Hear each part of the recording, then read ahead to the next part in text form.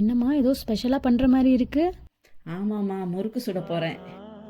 அதுக்கு பொட்டுக்கல்லையை ஒரு கப் எடுத்து மிக்சியில் அரைச்சி ஜலிச்சு எடுத்துக்கிட்டேன். ஒரு கப் கடலை மாவு, 4 கப் அரிசி மாவு. அதுக்கு தேவையான அளவு உப்பு போட்டுக்கிட்டேன். கொஞ்சம் பெருங்காயத்தூள் போட்டு 50 கிராம் இருக்கும் பட்டர் போட்டேன். அதுக்கப்புறம் கொஞ்சம் ஓமம் கொஞ்சம் கசக்கி போட்டுக்கிட்டேன்.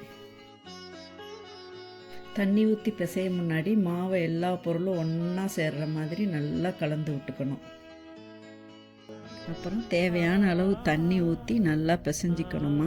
அப்படியே மாவை உருட்டி அப்படி அமுக்குனா விரல் பதியணும், அந்த பதம் இருக்கணும். மாவு பிசைஞ்ச உடனே அப்படியே சுட ஆரம்பிக்கணுமா. அதனால் அந்த கேப்பில் எண்ணெய் சுட்டுக்கிட்டே இருக்கணும். ரெடியாக ஒரு குரலில் போட்டு பிழிஞ்சி போட வேண்டியது தான்.